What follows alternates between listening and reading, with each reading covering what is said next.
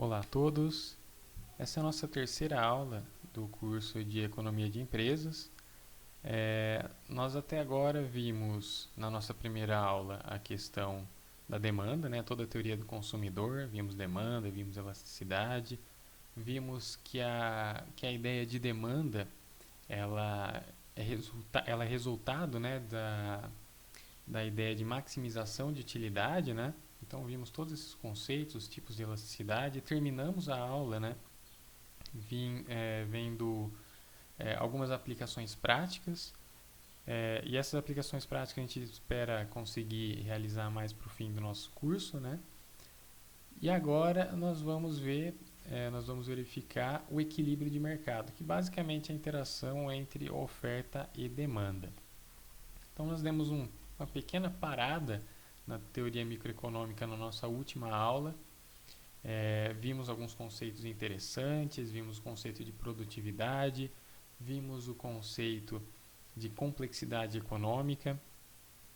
Isso nos dá uma ideia mais abrangente de como funciona um sistema econômico. E agora a gente vai ver o equilíbrio, que é um dos conceitos mais elementares em economia, né?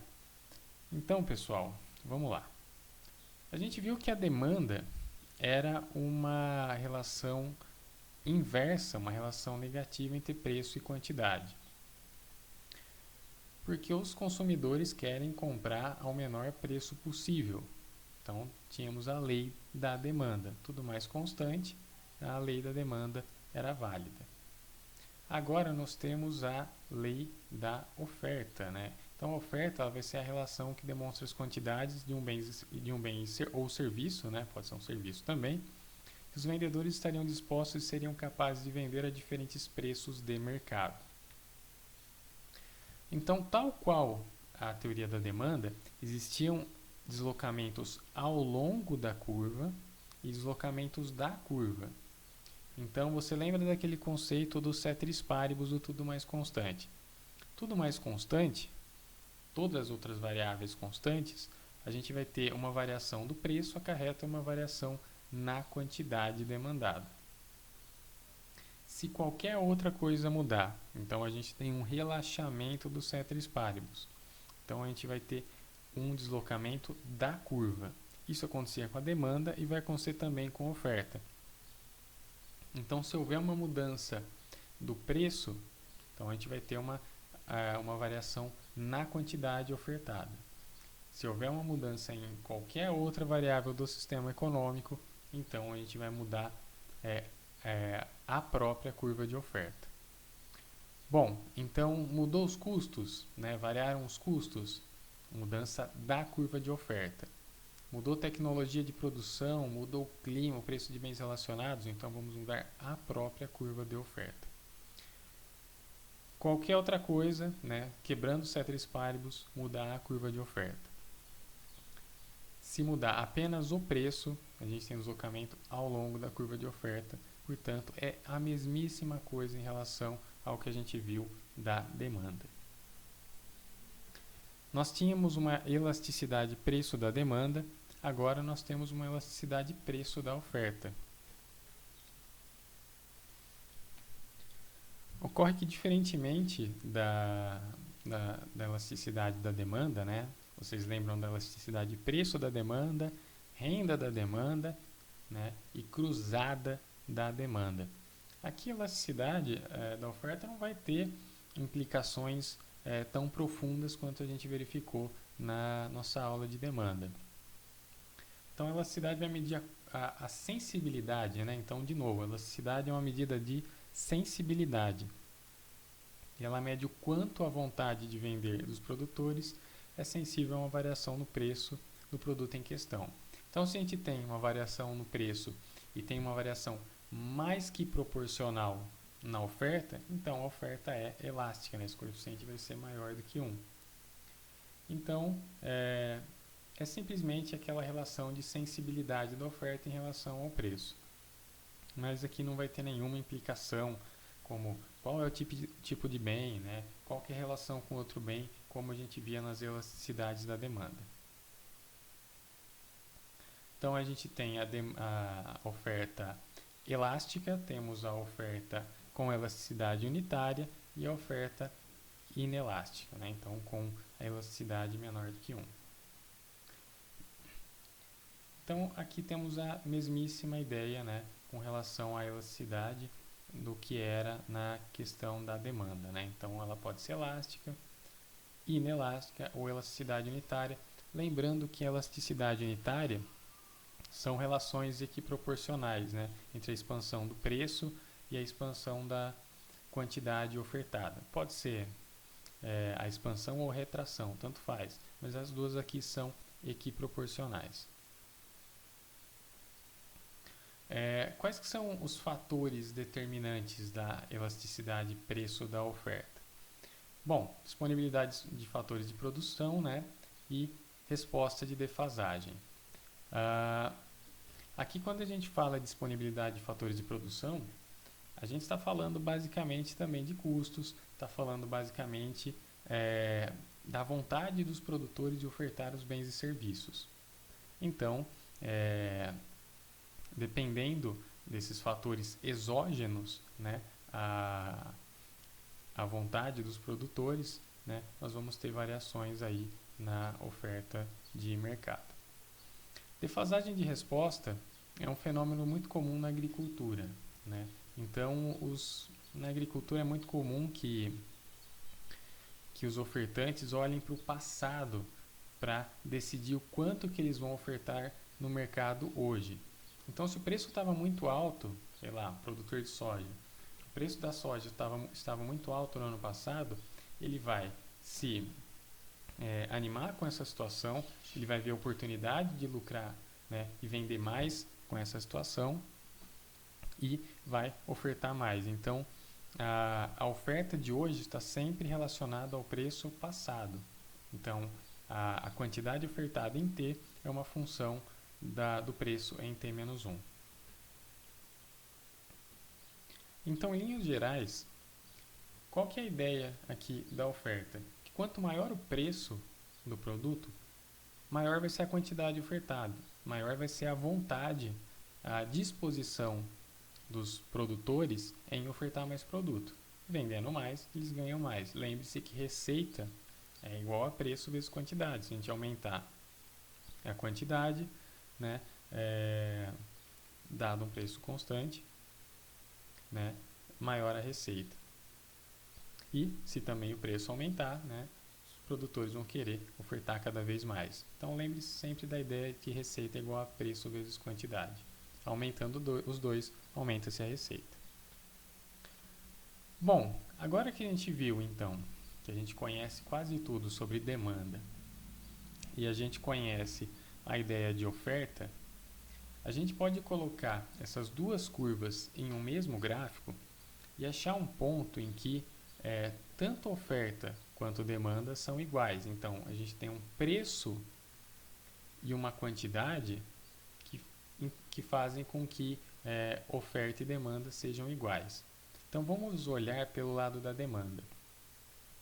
Quanto maior o preço, menos as pessoas vão comprar. Menor vai ser a disposição das pessoas de comprar um determinado produto. Agora, ao passo que quanto maior o preço, maior vai ser a disposição, a vontade, né, de se ofertar aquele produto pelo lado dos ofertantes. Então, temos uma situação aqui em que existem vontades opostas. Os compradores querem comprar ao menor preço possível e os vendedores querem comprar ao maior preço possível. E os vendedores querem vender ao maior preço possível. Bom, a um preço de 10 por unidade, vamos pensar que isso daqui é soja, né? Então, a um preço de R$10 por saca de soja, então as pessoas querem comprar, sei lá, seriam mais ou menos 75 unidades, né? 75 sacas, mas os produtores gostariam de vender aqui 300 e tantas sacas. Então, nós temos um excedente, está sobrando produto no mercado. Se está sobrando produto no mercado, vai existir uma pressão para a redução de preço. Então, a gente consegue verificar aqui um equilíbrio a 6 unidades monetárias e 200 sacas. Ao passo que, se nós tivéssemos uma situação oposta em que o preço fosse de mais ou menos 4 unidades monetárias, então R$ 4 por saca, bom, os ofertantes gostariam de ofertar apenas 100 unidades, porque o preço está muito baixo. Em compensação, os demandantes gostariam de comprar uma quantidade altíssima, porque o preço está muito baixo. Isso vai gerar uma escassez. Então, se existe pouco produto no mercado e muita demanda, o que acontece com o preço, pessoal? É lógico que o preço vai subir. Então, vai existir uma pressão para o aumento de preços. Então, reparem, quando o preço não está no equilíbrio, existe uma pressão, né, entre as forças de oferta e demanda para que o preço, né, e a quantidade sejam reconduzidas para o equilíbrio. Isso tem uma implicação muito forte em economia. Aqui é o que está acontecendo aqui é o que vocês já conhecem, já ouviram falar, talvez até no ensino médio, né, da mão invisível do mercado. Então, o mercado ele é capaz de se autogovernar. A gente não precisaria de um governo, de uma instituição pública para ditar os preços e ditar as quantidades que vão ser produzidas. As próprias forças de mercado, na interação entre oferta e demanda, são capazes de conduzir a sociedade a um resultado ótimo. Porque, reparem, nesse preço de R$6 por saca, tudo que foi produzido vai ser consumido. Então, a gente tem uma situação em que a gente iguala a vontade dos produtores e a vontade dos demandantes. Então, o mercado ele é capaz de se autogovernar. O mercado, ele, pelas forças de demanda, ele vai sempre levar a gente a um resultado ótimo. Essa é a teoria básica. Não significa que não existem falhas de mercado. Existem falhas de mercado. Lembra da nossa última aula, a doença holandesa? A doença holandesa é uma falha de mercado, por exemplo. Então, aqui nós temos uma situação que, em teoria, é perfeita, mas existem falhas de mercado. Nem sempre essas forças funcionam, mas elas funcionam na maior parte das vezes, sim. Tudo bem? Bom, então, a gente tem um equilíbrio aqui, em que se o preço estiver muito alto, existe uma escassez de demanda e o preço ele é reconduzido para o equilíbrio. Se ele estiver muito baixo, existe uma escassez de oferta e aí vai haver uma pressão para o aumento de preços, porque existe pouco produto no mercado e uma grande demanda. Se tem muita gente querendo comprar e pouca gente querendo vender, o preço sobe. Se acontece o contrário, o preço cai. Um exemplozinho algébrico aqui, pessoal. Então, temos uma função demanda e uma função oferta. Repare que demanda é negativamente relacionada ao preço e oferta é positivamente relacionada ao preço. Quanto maior o preço, menor a quantidade. Quanto maior o preço, maior a quantidade para os ofertantes. No equilíbrio, oferta é igual a demanda. Então, o que nós vamos fazer é igualar os dois, né? Igualar as quantidades aqui. Então, no equilíbrio, a quantidade ofertada é igual à quantidade demandada. Então, nós podemos aqui fazer uma manipulação, né? E aí nós vamos encontrar um preço de equilíbrio. Encontrando esse preço de equilíbrio, nós somos capazes de substituir esse preço em qualquer uma dessas duas equações e aí a gente encontra uma quantidade de equilíbrio. Bom, vocês lembram que a gente tinha a condição do ceteris paribus. Então, ceteris paribus, a lei da demanda é válida. Então, tudo mais constante, a gente teria deslocamentos ao longo da curva de oferta ou ao longo da curva de demanda, né? Então, ceteris paribus, tudo mais constante, deslocamentos ao longo da curva.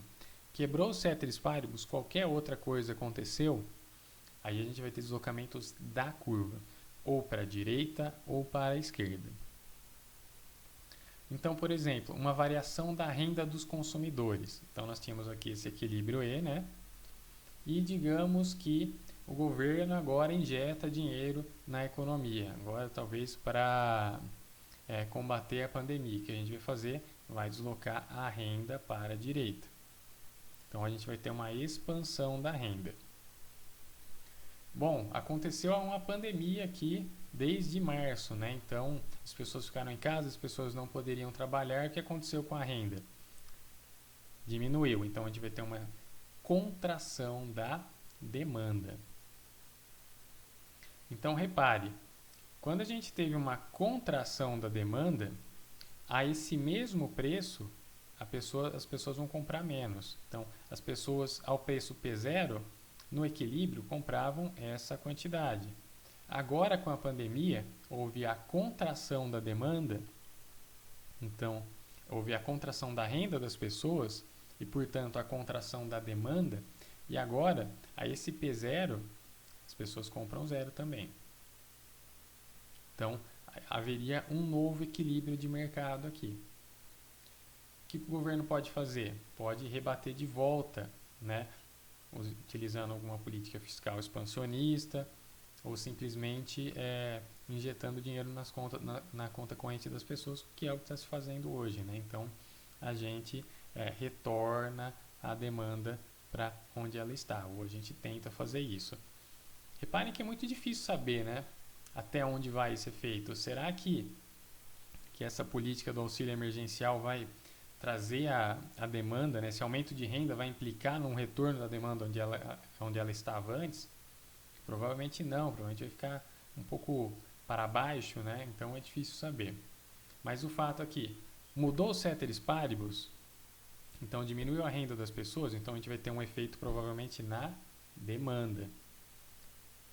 A economia está indo muito bem, aconteceu algum choque, nossa moeda valendo muito, a demanda para a direita. Então, sempre uma expansão da renda vai representar uma expansão da demanda. Uma contração na renda vai representar uma contração na demanda. E aqui a gente está considerando que a oferta está constante e estática, mas nada impede que ela mude também, seja uma expansão da oferta ou uma contração da oferta. Então, qualquer situação que afete também a oferta vai resultar numa mudança da própria curva de oferta. Então,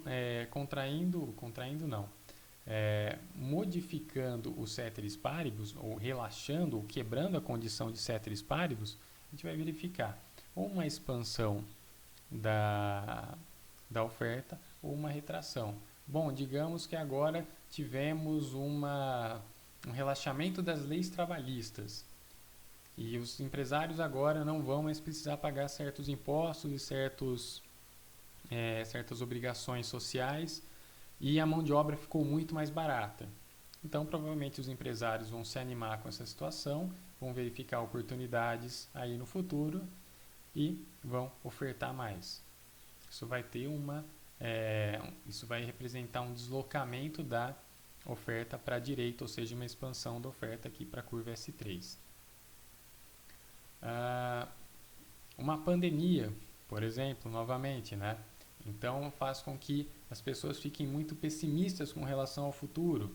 Provavelmente a gente vai vender menos, então vamos contrair a oferta.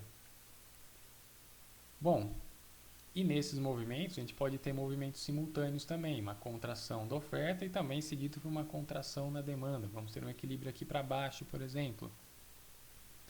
Então, todas essas variáveis podem afetar oferta e demanda. Então, esse é um diagrama,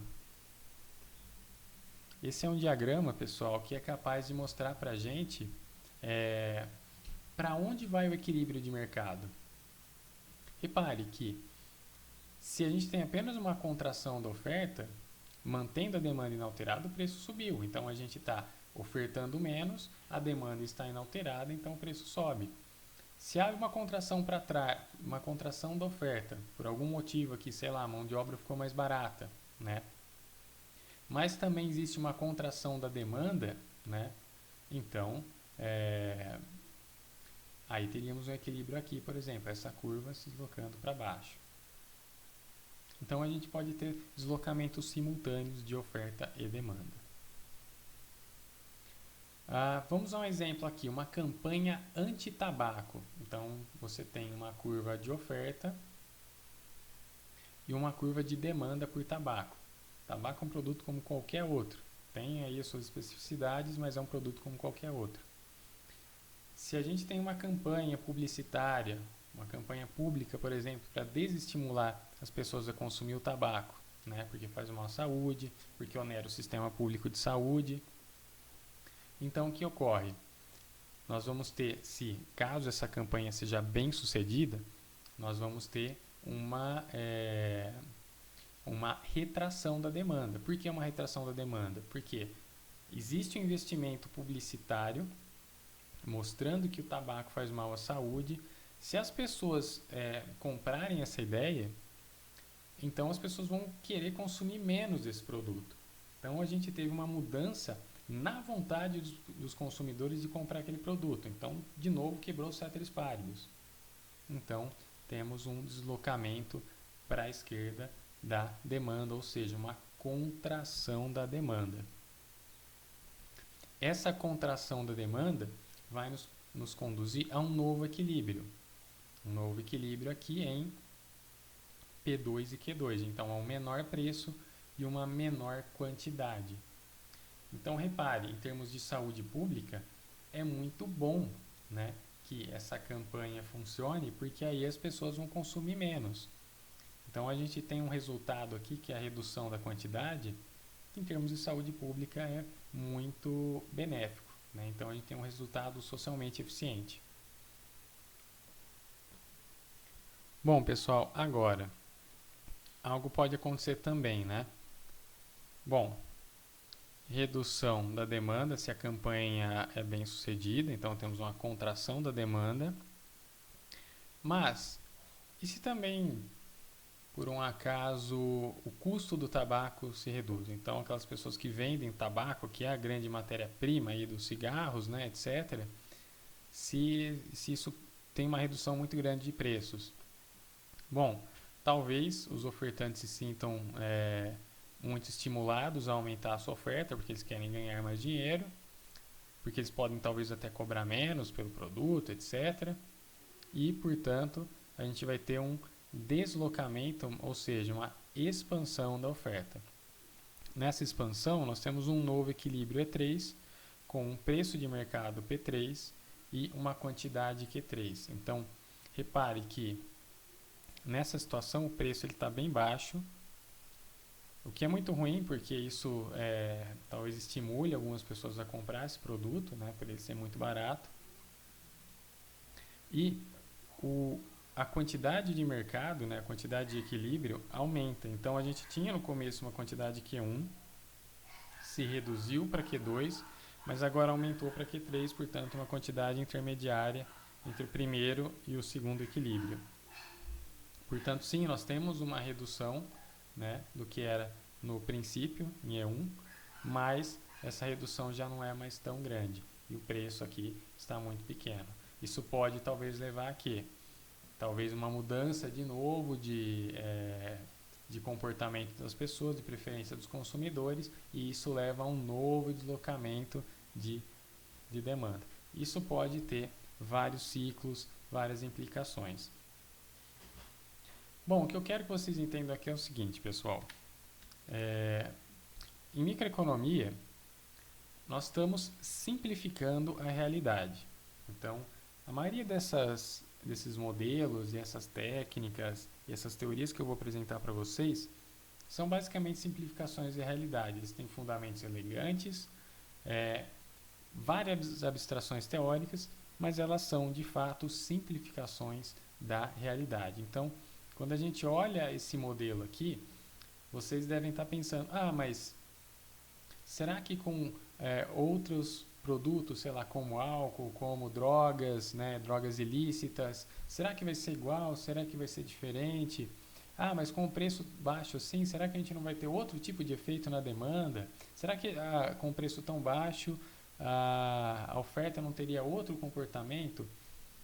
São várias suposições possíveis. Eu entendo os seus questionamentos, mas o fato é que isso são simplificações da realidade que não são inúteis. Muito pelo contrário, nos ajudam a entender muito bem esses fenômenos, né? Mas simplificando eles. Então, essa ideia de diagramas de oferta e demanda ajudam a gente a entender essas dinâmicas de mercado. É lógico que também a gente tira o tempo aqui da análise, né? Então, a gente não contabiliza quanto tempo isso vai demorar para acontecer. E lembre-se, né? No começo aqui do nosso exemplo, a gente está inferindo que a campanha anti-tabaco de fato funcionou. Mas será que ela funciona mesmo? Será que ela vai funcionar apenas marginalmente? Vai ter um deslocamento muito pequenininho aqui da demanda?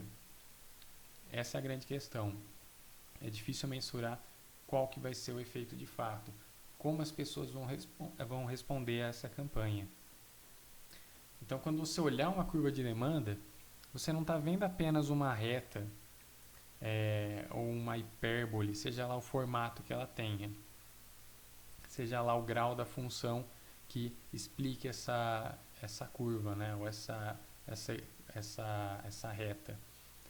Quando você olha uma curva de demanda, você está vendo a preferência das pessoas, a preferência média das pessoas. Está vendo o comportamento humano. Quando você olha uma curva de oferta, você está vendo o comportamento humano. Então a gente está tentando matematizar o comportamento das pessoas. Essa que é a ideia. E você deve imaginar que isso é muito difícil. Então a gente, de fato, prevê o que as pessoas vão fazer. Na média, né, essa campanha anti-tabaco, qual que vai ser a reação dessas pessoas? Não vai ter reação, as pessoas vão, por algum motivo, ficar muito mexidas com essa coisa de fazer mal à saúde. E também, essa análise no Brasil é uma coisa, essa análise na China é outra, essa análise na Noruega é outra. Então depende do país também, depende da região, né? Depende de uma série de fatores. Então essa campanha de tabaco pode ser muito bem sucedida no Nordeste e não ser no Norte, por características regionais, pela cultura, pela história daquele local, pela geografia, enfim, por uma série de determinantes. Bem, pessoal, é isso. A gente vai depois fazer uma atividade, né? Uma atividade assíncrona sobre essas curvas de oferta e demanda. Ela vai valer como presença, né? Então vai ser uma das nossas pequenas avaliações, né? Que também vai contabilizar a frequência dos discentes. E acho que vocês vão conseguir entender melhor esses conceitos aí de oferta e demanda. Não que vocês não tenham entendido, mas só para ossificar isso, só para estabilizar e fortalecer esse entendimento. Tudo bem? Bom, pessoal, muito obrigado. Espero vê-los na próxima.